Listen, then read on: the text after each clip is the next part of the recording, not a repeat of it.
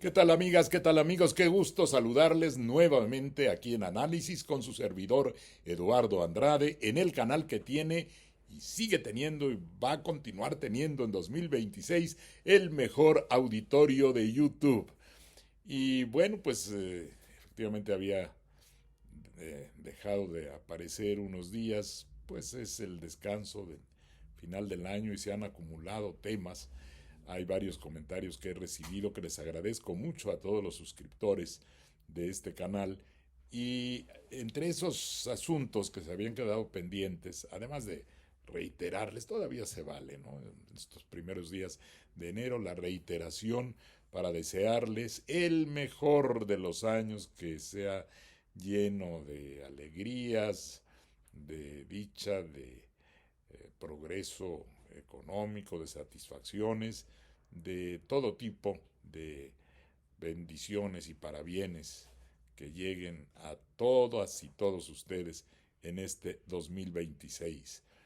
Y bueno, de los temas acumulados, he estado viendo el asunto de Venezuela, cómo ha ido evolucionando. Hay un primer aspecto que me preguntaban, que tenía que ver con la defensa hecha de parte mía en un artículo respecto de la posición del gobierno mexicano en cuanto al rechazo tajante, absoluto, a una intervención en un país y el haber secuestrado materialmente al jefe de Estado de ese país, lo cual no significa, y eso debo dejarlo muy claro, una defensa de Nicolás Maduro ni de su régimen. Pero ese es un asunto que le compete a los venezolanos. Los pueblos saben cómo sacudirse a los dictadores. Esa es parte de la capacidad soberana de una nación. Ahora, me dirán ustedes, hay casos en que realmente el pueblo está tan oprimido que no tiene esa posibilidad. Bueno, hay mecanismos internacionales que permiten el acuerdo multilateral para poder realizar una acción que beneficie a un pueblo cuya opresión sea tal que no exista la posibilidad de que se puedan quitar de encima al dictador o a la dictadura. Pero estos mecanismos están disponibles en métodos internacionales a través de las Naciones Unidas, a través, pudo ser, de la Organización de Estados Americanos, pero escribí también en algún artículo que de qué sirve una carta como la de la OEA que dice que están para defender la soberanía y la integridad territorial de los estados, si esta es violentada de una manera contraria totalmente al derecho internacional. Aquí lo que se defiende no es un régimen ni una ideología, lo que se defiende es el derecho internacional, si es que ha de servir para algo, porque por eso le puse a mi artículo como título el derecho internacional a la basura, porque prácticamente quedó nulificado con esa acción unilateral violenta que costó vidas de venezolanos, llegar a matar gente a otro país para sacar de ahí al jefe de Estado, que como quiera era el jefe de Estado reconocido y en funciones, que había una gran discusión sobre la validez de la última elección, sí, eso es verdad, que pudo ser una elección fraudulenta, que se violentara la voluntad de los venezolanos, pudo ser, bueno, pues hay esos métodos, como les digo, los propios venezolanos tendrían que reaccionar. Ya en principio parecían haber reaccionado con motivo de lo que fue un resultado electoral muy controvertido, y eso me llevó a otra fase del análisis. ¿Por qué razón? Hay dos cuestiones que quedan un poco en la oscuridad. ¿Por qué el secuestro tiene por objeto, con un pretexto que es inadmisible también, porque la jurisdicción de los tribunales estadounidenses no puede ejercerse sobre el jefe de Estado de otro país?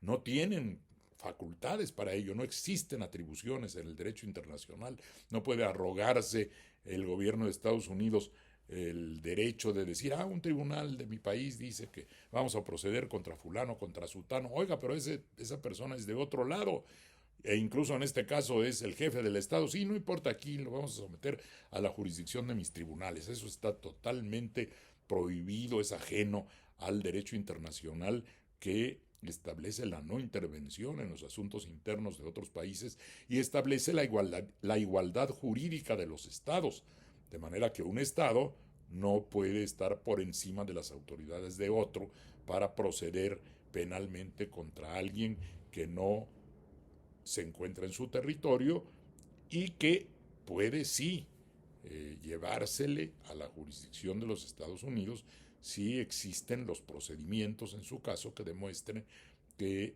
hay un proceso fundado en el territorio de Estados Unidos contra una persona a la que se le puede enviar, se le puede extraditar, etc. Pero hay métodos jurídicos, no llegar con soldados a llevarse a la persona. Pero lo que iba es a esto. El régimen como tal, encabezado en su momento por Maduro, ahora lo es por la vicepresidenta y sigue teniendo una orientación ideológica de izquierda de manera bastante radical. De modo que uno podría llegar a la conclusión, no es el propósito de los Estados Unidos cambiar realmente la ideología del régimen, sino su posición frente a los intereses de los Estados Unidos. Y luego, pese a que efectivamente hubo vidas que quedaron truncadas con motivo de la invasión estadounidense, uno podría tener la suspicacia de pensar que quizás dentro de la propia cúpula de Maduro ya había una intención de deshacerse de él, que llegó a haber una coincidencia de intereses entre los Estados Unidos y algunos altos mandos. Esta es una especulación, pero es válida hacerla desde el punto de vista del análisis. Por eso este programa se llama En Análisis. Porque la vicepresidenta asume, y Delcy Rodríguez se llama, ¿no? Y no se impide que continúe al mando, claro, cediendo a las pretensiones de los Estados Unidos. Todavía se lanzó Trump en los primeros momentos a decir, y vamos a gobernar Venezuela. Pues tampoco tienen derecho a eso. Pero llegó al extremo, o en ese caso, corrijo, no, viniendo de ese extremo, redujo un poco su ofensiva y dijo, bueno, si el gobierno que está cumple lo que le digamos, entonces ahí se puede quedar. Es posible, a veces las cúpulas, el grupo que está alrededor del dictador, acaba ya no aguantándolo y piensa que es un lastre. Eso pasó con Hitler, hubo el intento de asesinarlo en algún momento por parte de oficiales de alto rango del régimen nazi. Falló el intento, la bomba estalló casi a los pies de Hitler, el explosivo, pero solamente le causó alguna pequeña lesión, no le pasó prácticamente nada. Entonces hay ejemplos pues de ese tipo de combinación de factores en las cuales dentro de un propio régimen dictatorial algún sector del mismo ya considera que debe actuar en contra del dictador, asumiendo pues esa hipótesis y esa figura que se ha trazado en torno a Nicolás Maduro. Vamos a ver cómo sigue evolucionando, pero es claro que había una intención de apoderarse del petróleo de Venezuela. O por lo menos, dicen algunos analistas, de que ese petróleo no le llegue a China. Yo leí una versión que suena lógica, ahora tiene uno que tener cuidado con la inteligencia artificial, pero suena lógica la versión de que Venezuela era un gran proveedor de petróleo a China y que prácticamente China recibía este petróleo como pago de una deuda grande que tiene Venezuela con China y que eso es lo que quería evitar Trump, que siga recibiendo China ese petróleo o por lo menos que lo pague a través de los Estados Unidos. Puede ser. Aquí todavía hay mucho margen a la especulación, pero lo que sí sabemos es que expresamente Trump dijo que iba sobre el petróleo de Venezuela y que trató de ponerse de acuerdo con las compañías petroleras estadounidenses, pero parece que estas no están muy inclinadas a invertir grandes cantidades en la industria petrolera de Venezuela. De como quiera que se vea, es una forma de ocupación suave, digamos, de predominio, de sumisión, de supresión de la soberanía de Venezuela, lo que ha ocurrido. Y eso debe ser rechazado con base en el derecho internacional. Ahora, rápidamente quisiera yo tocar también temas. A ver, uno que está vinculado con el petróleo mexicano que va a Cuba. La relación de México con Cuba es una relación que tiene diferentes vertientes, desde un vínculo popular, desde una relación que existió, pues Cortés partió de Cuba cuando inició la conquista del territorio de lo que hoy es nuestro país. Ha habido relaciones de diferente tipo, eh, artístico, cultural. Hay vínculos pues entre los dos pueblos que efectivamente existen y esas son realidades geopolíticas que no se pueden desconocer. Históricamente México estuvo de acuerdo con la liberación que en su momento significó la acción revolucionaria de Castro en Cuba. Es más, Castro partió de México hacia Cuba para iniciar la revolución que finalmente triunfó. Había huido de Cuba después de un primer intento, se refugió en México. Aquí, que fuera una figura muy importante de la política mexicana, don Fernando Gutiérrez Barrios, que estaba a cargo del área de seguridad. Se han tejido muchas leyendas sobre él. Luego fue gobernador de mi estado de Veracruz, pero es un hecho que sí auxilió en buena medida al grupo que estaba preparándose para partir a la revolución, a iniciar la revolución cubana contra el dictador Fulgencio Batista. Esta en un principio parecía una mera revolución de carácter democrático, popular, que se vinculaba también con la historia de México más cercana en ese momento a la revolución. Estoy hablando de los años 50 del siglo pasado, más cercana al momento revolucionario de nuestro país. De modo que había también ese tipo de simpatía ideológica, cultural. Cuando triunfa Castro, pues había un reconocimiento también hacia México, el vínculo se hacía más intenso, pero luego Castro se declara comunista y por supuesto esto pone de cabeza al régimen estadounidense, ¿no? Que no podía soportar eso y trataba por distintos medios que no enumeraré en este momento. Hubo una fallida invasión a Bahía de Cochinos que no tiene caso si no me desvío demasiado, pero ahí están esos vínculos históricos de los que habla la presidenta Sheinbaum. Y luego se dice, y eso no creo que esté totalmente documentado, por lo menos yo no he leído sólidamente esta versión, pero la conozco de muchos políticos mexicanos y de haber estado en el medio en Veracruz. El punto de donde partió Castro a bordo de el buque eh, que tiene el nombre, ya hasta se me fue el momento, el periódico, el Granma, el periódico oficial de Cuba, partió de Tuxpan. Y el, cuando viene la tensión muy fuerte entre Estados Unidos y Cuba, y por eso también puede relacionarse con algunas declaraciones recientes de la presidenta, cuando viene esa tensión tan fuerte que Estados Unidos quería derribar al régimen de Castro, el régimen mexicano se mantiene firme apoyando una decisión que había tomado el pueblo cubano y que tenía relación con la historia de nuestro país. Y además de ahí empiezan a surgir apoyos que se desenvuelven, como es el caso del petróleo, para apoyar al pueblo cubano. Y se dice que con motivo de la política muy digna, firme, que ha querido mantener nuestro país a lo largo de mucho tiempo, era el régimen de Adolfo López Mateos.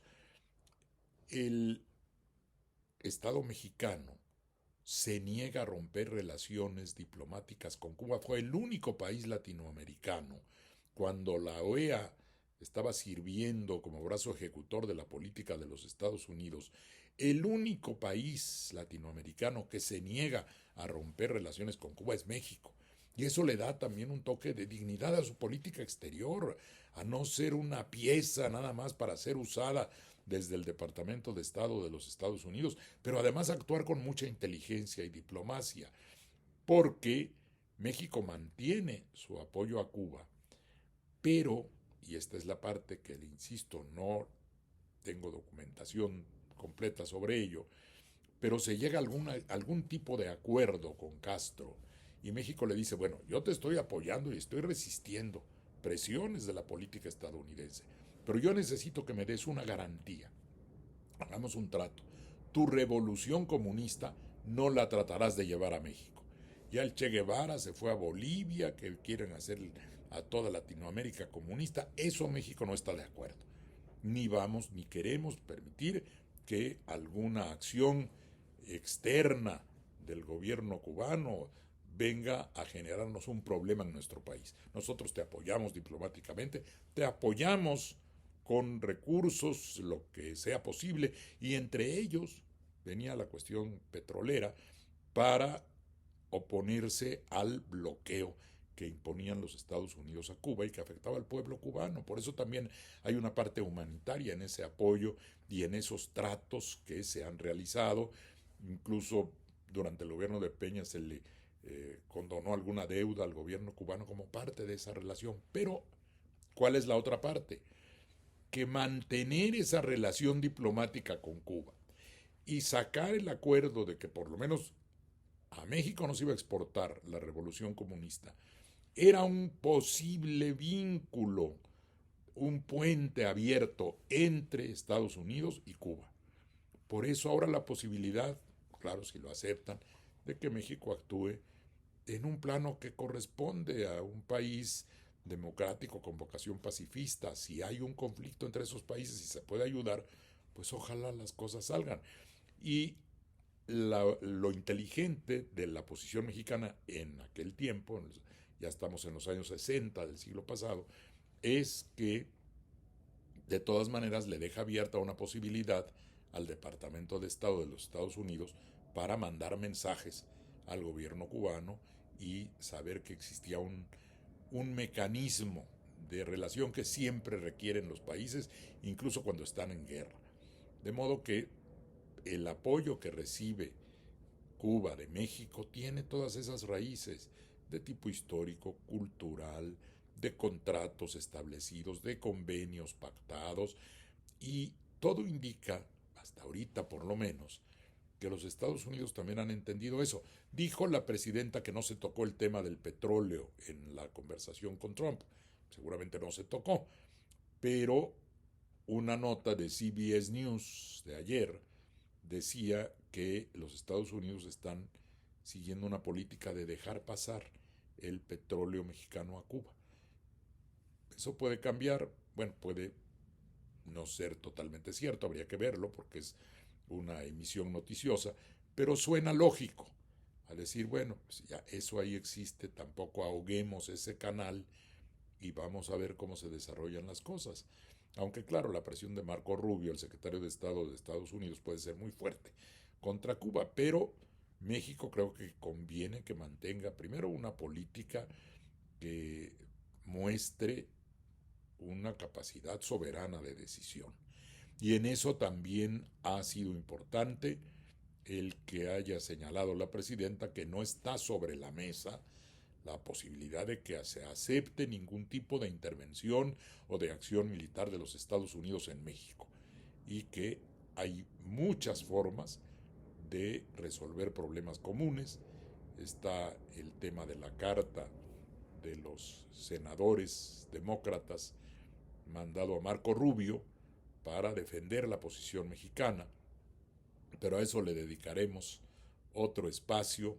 Ya adelanté algo en mi artículo de esta semana, pero quiero estudiarlo un poco más para poder abordar con amplitud en la siguiente emisión de En Análisis ese tema. Así es que gracias por su atención y hasta la próxima.